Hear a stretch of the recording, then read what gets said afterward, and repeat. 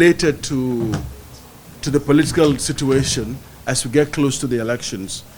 As you know, the National Broadcasting Commission has been preparing for the elections in so many ways. And the very first thing we did as a result of what happened after the 2015, or during the lead to and during the elections in 2015, was that we commissioned a study which looked at the way the media, especially the broadcast media, covered the 2015 elections and the issues of hate and dangerous speech and the effect that had on coverage of the elections.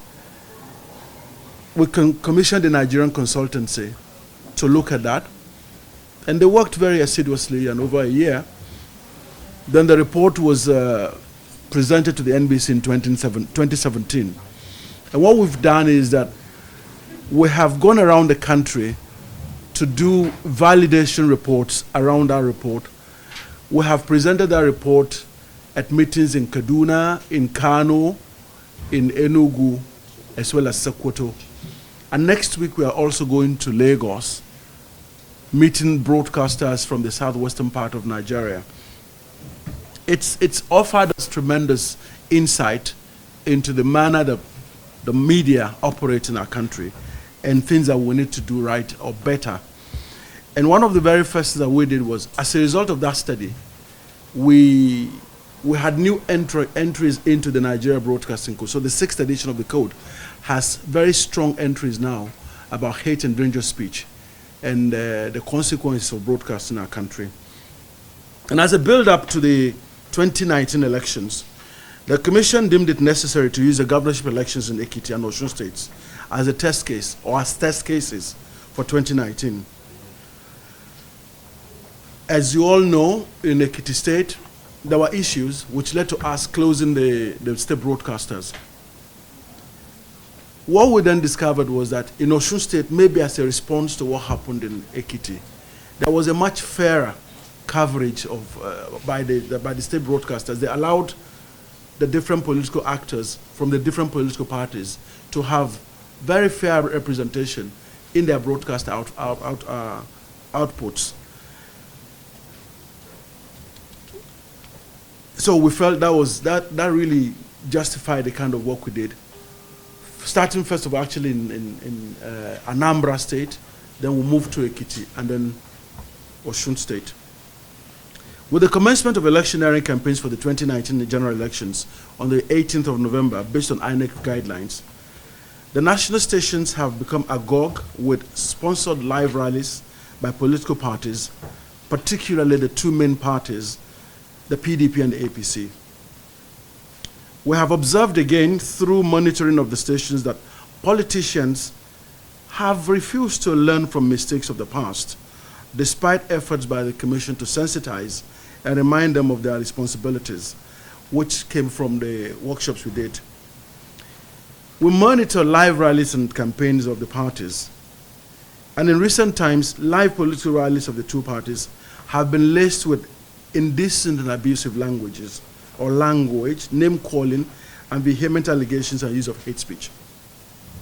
For instance, on the 10th of January 2019, at the presidential campaign rally of the PDP, broadcast by the AIT, the national chairman of the party accused INEC of rigging previous elections and threatened crisis if election is rigged in 2019. Some of the excerpts said, "We want to warn INEC, all the previous elections you rigged and you escaped. The 2019 elections you cannot escape unless you want to cause crisis in Nigeria. Let us warn Professor Yakubu, if you want to cause crisis in Nigeria, rig the election. If you want peace in Nigeria, elections must be free and fair." That's from the PDP. At a live APC governorship rally held on Friday, the 4th of January 2019, and aired on NTA, a stalwart of the APC, Rotimi Amechi, was quoted as saying, "I will just continue to say the truth. One of the truths I will tell you is that they're telling Nigerians that Nigerians are hungry. Indeed, if Nigerians are hungry, if these people left money they stole, will Nigeria be hungry? Exactly the $2 billion that they stole, at least I know about that one, will not be here today. The party chairman also added, you must remember that the last PDP government turned plateau workers to slaves, and so on and so forth. The expressions and language used in the excerpts captured can be seen to be abusive and not decent for broadcast, contrary to certain sections of the Nigeria Broadcasting Code. 525, 533, 525 says, political broadcast shall be in decent language. And 533 says, a live coverage shall be truthful, decent, fair, and balanced. We're not getting that. And we told our licensees that it's very good to make a lot of money during this period, but you would be liable if you allow your medium to be used to broadcast material that is contrary to the Nigeria Broadcasting Code. So based on the foregoing, the four main channels have been broadcasting, AIT, TVC News, Channel TV, and NTA, were culpable in contravening the provisions of the Code on Political Broadcast, in line with the provisions of Section 524 of the Code. Regulatory intervention. It should be noted that the NBC followed all necessary procedure in the regulation of the coverage of previous elections that we've held in the last few years, and in line with sanction procedures enshrined in the Nigeria Broadcasting Code. Following the Ekiti and Osun State governorship elections, the NBC Directorate of Broadcast Monitoring undertook a 2-week special monitoring of current affairs programs on radio stations in Abuja. The monitoring exercise was carried out from 17th of October 2018 to November 2nd, 2018. While all broadcast stations were randomly monitored, 3 stations were selected for special monitoring. The stations were Repower FM, Kiss FM, and Hot FM. The following political programs were closely monitored within the period: Political Platform on Repower FM, Press Talk and Majalisa on Kiss FM, Inside Politics and People's Assembly on Hot FM.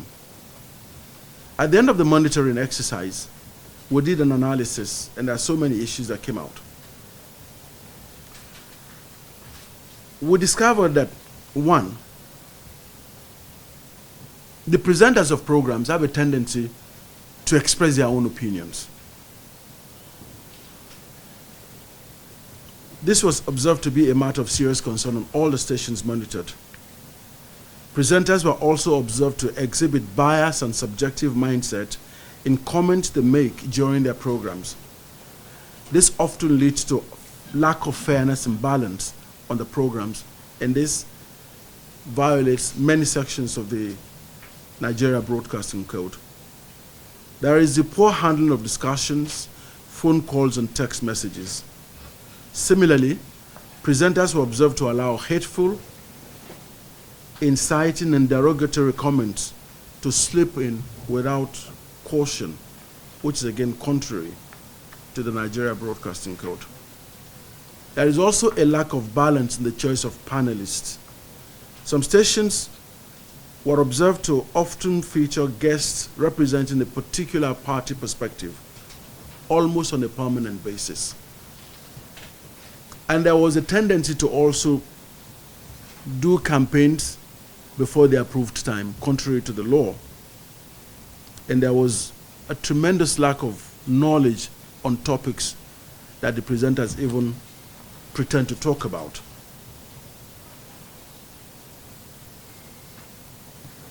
We felt it's important to use these examples so that you can understand some of the basic issues that we deal with in the NBC. On a quarterly basis, we release a report of monitoring of the stations in Nigeria. We're working on the one for the 4th quarter of the year. This is the last one for the last quarter, so July to September 2018. The final quarter for last year will come out in a week or so. On a general basis, we discovered that our anchors tend to be unfair, unbalanced in the reportage. There is still some significant amount of hate speech. Even in the broadcasts of the big political parties, we noticed unverifiable claims and spurious fake when they use statistics that have not been actually verified. Even top political party operatives have been doing that. There's a lot of abusive and inciting comments, and there is no editorial intervention that should have been done. So these are the issues around political broadcasting. But we will continue to do the monitoring necessary. We'll continue to sensitize our licensees about their responsibilities, and that's the reason we're also going to Lagos. Can somebody please hear? That's the reason we're going to Lagos next week, to deepen the sensitization. After the Lagos one, we're coming to Abuja, bringing a bigger cast of people. We're going to have the INEC, the National Human Rights Commission, the political parties, the broadcasters, civil society organizations, and observers, where we're going to present the study we did from the 2015 elections. So this is the first part of my talk with you, ladies and gentlemen. Where is that coming from? The second part of our meeting